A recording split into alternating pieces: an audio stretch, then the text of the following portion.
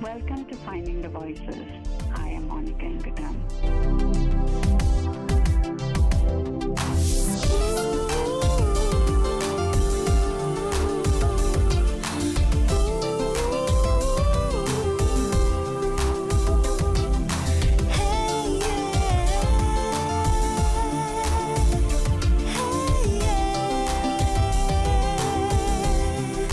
Finding the voices.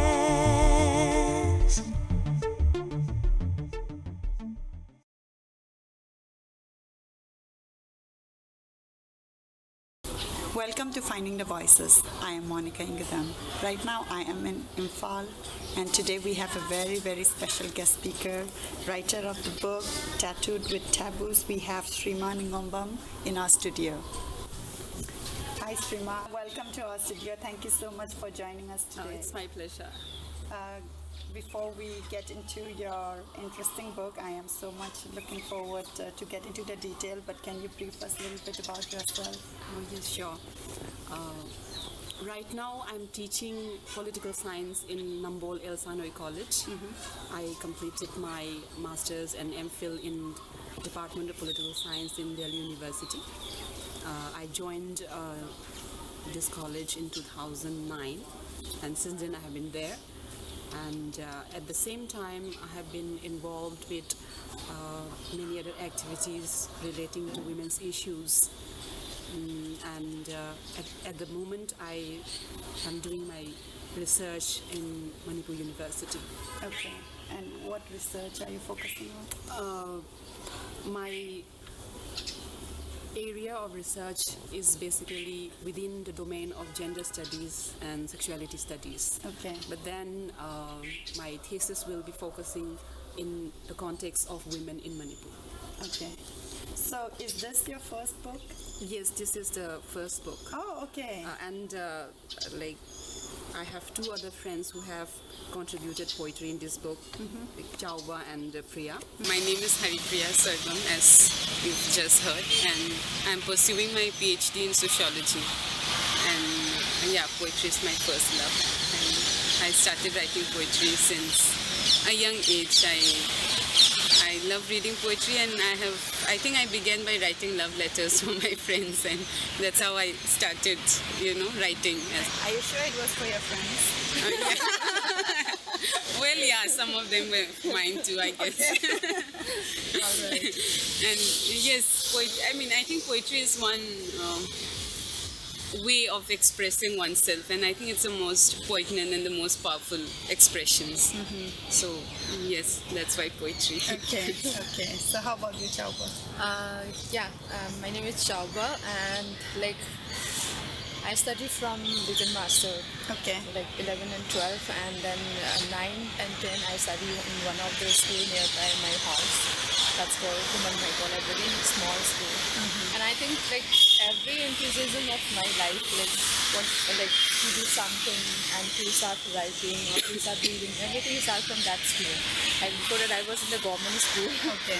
So till class 8 there is nothing no dream, nothing we are just playing around in the ground and something like that. So I think again poetry is something I have language constraint of English when I was a kid. Okay. So most of my exposure in poetry and any kind of reading is Manipuri. Oh, I see. So you started writing actually in Meitei. Yeah, I see. And all my you can say that any kind of experience of how I fall in love with the poetry and everything. It's about Manipuri poetry only and the Manipuri writers. Okay. Like there are Dr. Kamal and then Koyak and Chauba.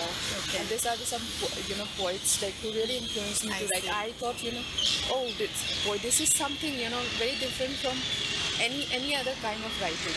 Like in story also there is something it ends without giving me an intimate social expression. But in poetry I feel this is the most beautiful expression of emotion of someone. So this is something which attracts me. Okay. But both of you are focused now only on poetry. Not like that. I also write short stories. Oh, okay. But not published. It's not published yet. As a book. And not as a book per se. I plan more to write short stories. Okay, good. So can you share a little bit about, how you got together, how you came up with the content, and what are your aspirations when you thought about this book? We met somewhere in 2007 and 8, in between that. Okay. Before that, we never knew each other. And when we got together, we realized that we had a common love, a desire for art and poetry.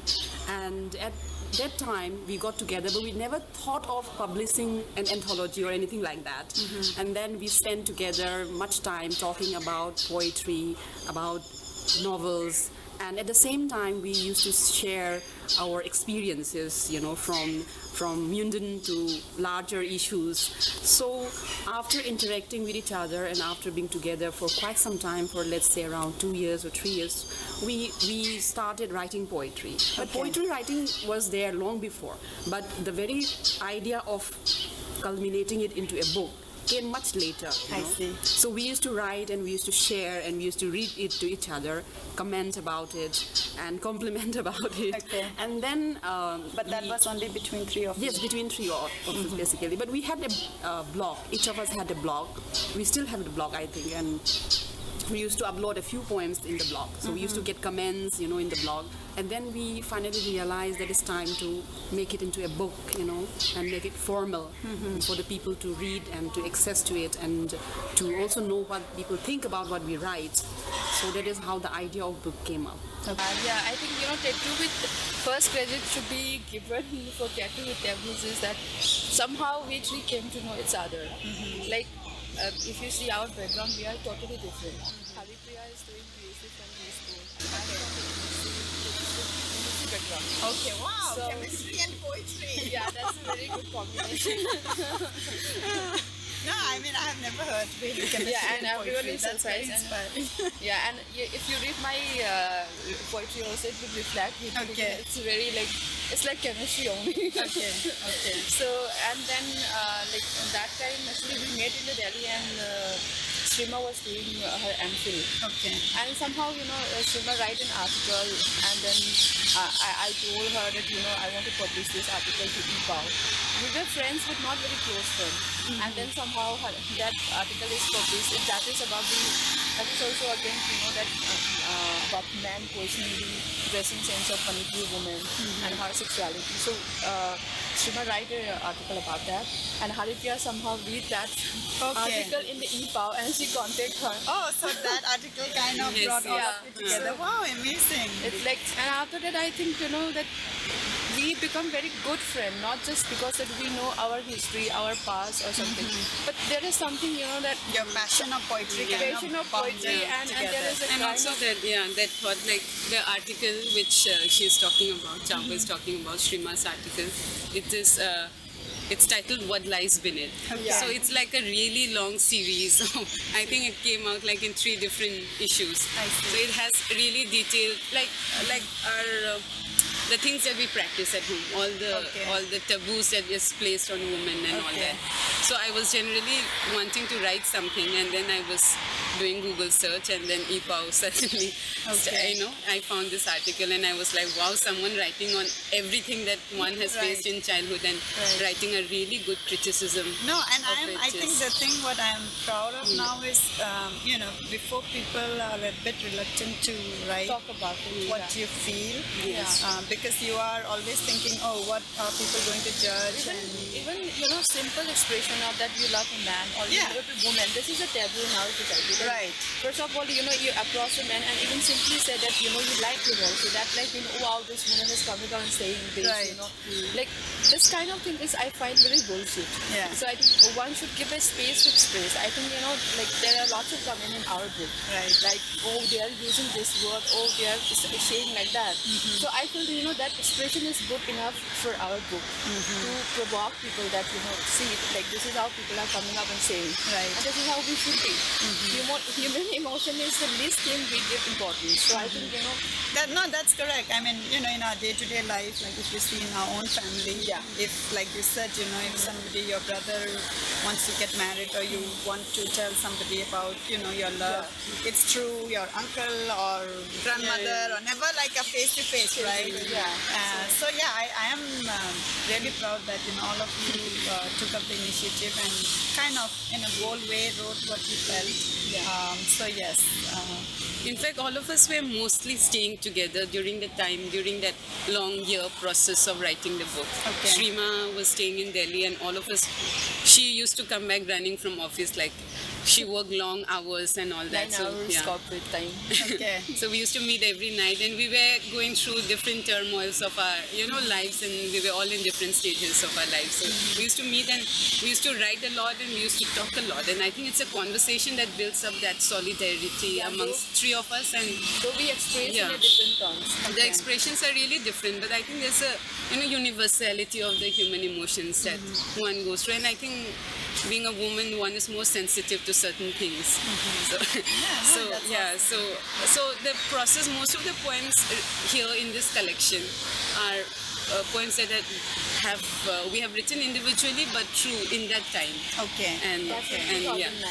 2009. Yeah. Okay, so it took you quite a while to actually publish it because you published this year, right? 2013. It was published in September 9, 2011. Oh, really? Yeah, it's been a long time, but Oh. so actually we had faced lots of problems trying to produce the book. Okay. Like financial constraint, and then trying to find a producer. Then after, we faced lots of problems. Then later on, we said let's dump everything. Let's gather some money, pull some money, Let's and just then do it. let's do it ourselves. I asked my father that finance me something. I have to publish the book. Okay. So this is how we collect money, and then we publish it ourselves. And we are So very you never found a publisher because you're young writers. You don't have nobody wants, experience and one more thing is that it's a poetry. Right. They Poetry is know a that genre. they won't get a market for poetry. But we approach many publishers here too. But Yeah. poetry as a genre is something. Everyone told us that, 3 women from Northeast. So Okay. if this was a book of short stories, we would have been more than happy. I see. Stories or a novel. There's I a lot see. of market for novels. People think that there's not No a space genre for, for, poetry. poetry doesn't sell. Okay. But I think it's untrue. I think. No, it is not. Yeah, actually, I like poetry because I think sometimes when you read, obviously, I like all form of writing, but if Right. you want to read something short with Yes. Yeah. depth, meaning, then you poetry do is that. a last resort, After actually, it's funny. After I started speaking with writers, one of my guest speaker, Jamuna Advani, I love her writing her. because it's very simple and it portrays meaning of your daily life. yeah. And she's my guest speaker, and we kind of connected. We became friends, and she's like, she's also my friend. writing is healing, and you should try and write. And Yeah. so I go for a morning walk. So I started walking, and everything I see, I just started like writing.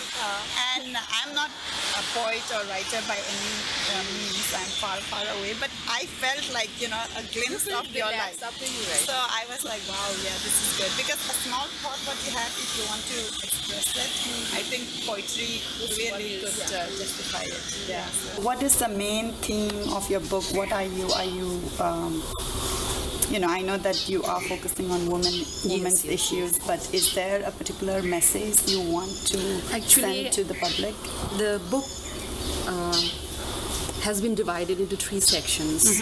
The first one, we call it Tattooed with Taboos, the title itself. The second section is on angst for homeland. Okay. And the third section is on love and longingness. As the name suggests, we are dealing with, in the first section, we are dealing with women's desire, their sexuality, the repression, and the fight for emancipation. And the second section deals with how we as women growing out of a conflict situation, Right. of a state where there has not been much peace, how does it feel to be a part of it for such a long period of our life, And the third section we deal about our our area of desire and love. And as we grow up, as a woman who is growing up and who has seen the world and how it means to be in love. So we explored thematically in this way, in the 3 sections respectively. But in almost all the 3 sections, I think the central theme that runs is about what does it feel to be a woman in these 3 contexts. So what do we think about ourselves vis-a-vis the other? And what does it mean to look into those areas from the angle of being a woman? If you browse through the book, we see that we have actually put in a lot of thought in trying to make it into sections. And Okay. actually the title Tattooed with Taboos come from a poem of Shrima. Okay. And then we were searching for a title of the book and we thought, wow, Tattooed with Taboos. A woman's life is always tattooed with Tattooed taboos. with There's taboos, you know, when you look at, say, words like fame, honor, reputation, Right. all these are, markers which are always placed on a woman and never on a man. When you write a poem, if you can share, I'm sure like each poem would have a story behind. But if you can, share anything for one of the poem, like how you got about, the theme, the write-up, the thought, and the story behind. It is really not necessary that there is a story behind every poem, but I can tell you that there is a mode of thinking or an experience behind Right. the poetry. The experience may be coming from our own, or it may be something that we heard from other person. So It had an impact on you. yes, it had an impact on us, and that is how the core idea of poetry comes up in that manner. And poetry is not something that you can philosophize or systematize, or you can write and thinking that one night you sit down and say that I'll write a poetry today. It doesn't happen that way. It comes when you are sitting in the rickshaw and driving in through the bazaar, or you are in an uncanny place. It just comes, like the core of the poetry comes, Then you try to jot it down, sometimes you lose the paper where you have written it, But then at the end of the day, you have the core.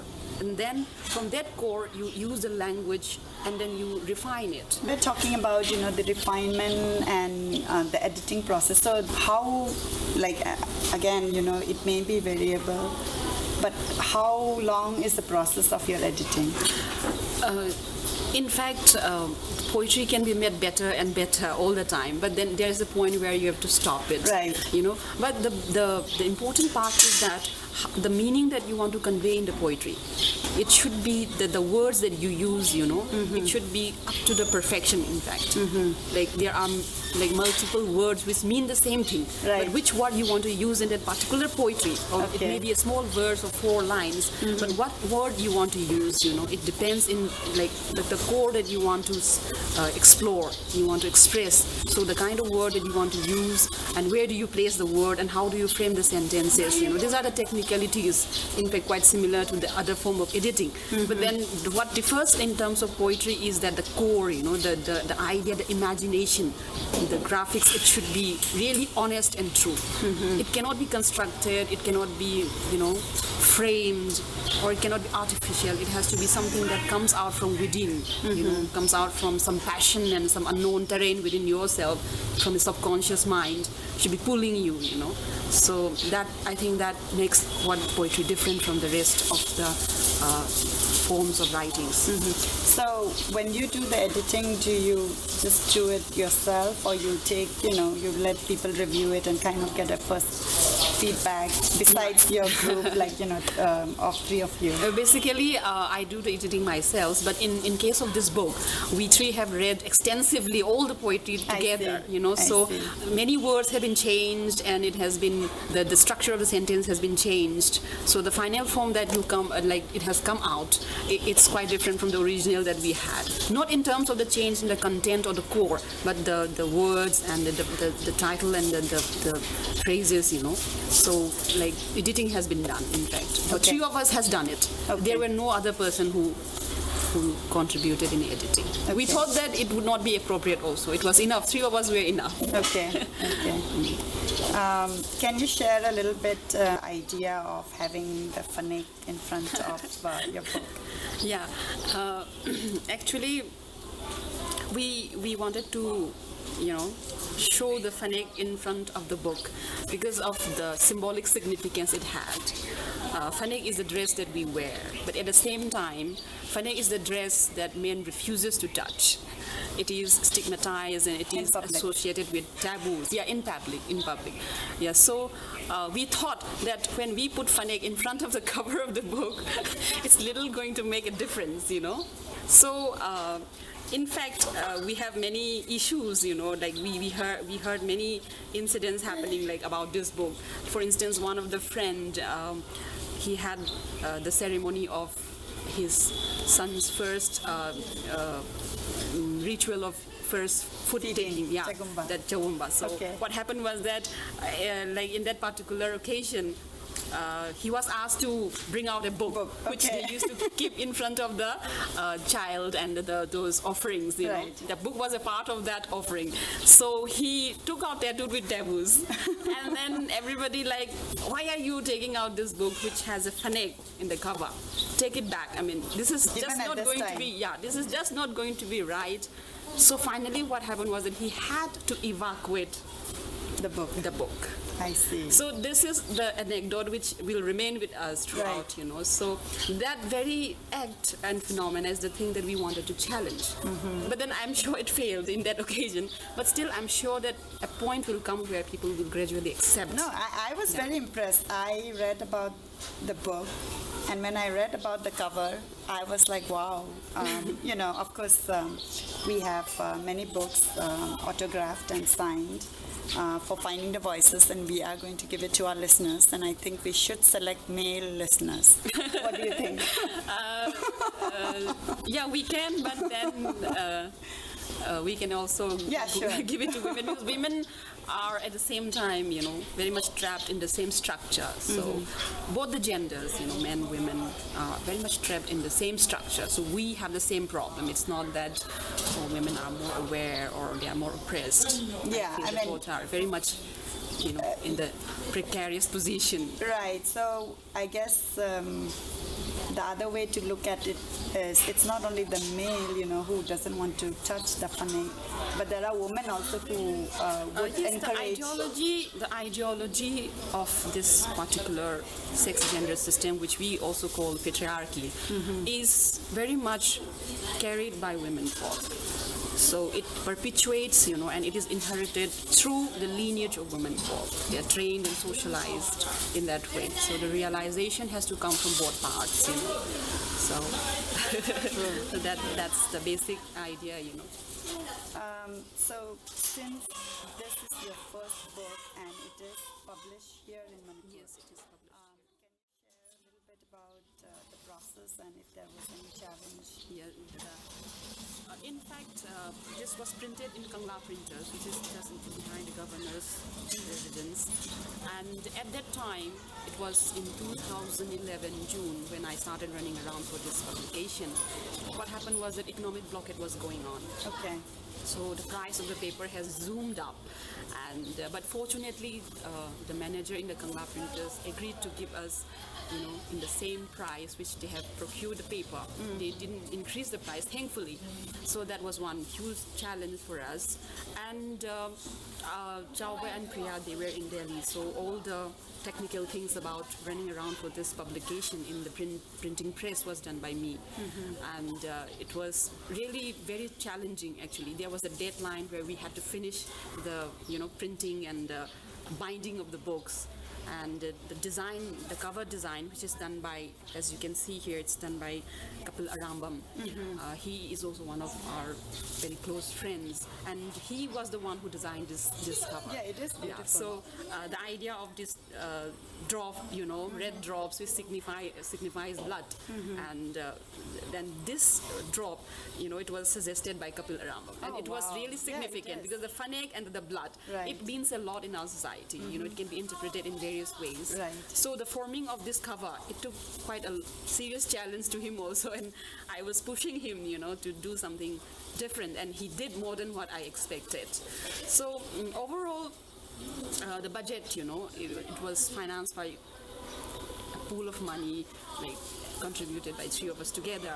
So we did everything almost, We ran around for this, we pulled up money for this, and that is how the book came out. So it's really very close to us, Yes. Close to us because it was not something that somebody else took the challenge of publication or one publisher has done it for us. It's like we ourselves have written it, we ourselves have run around for it, and we had, made it happen by our own hard work and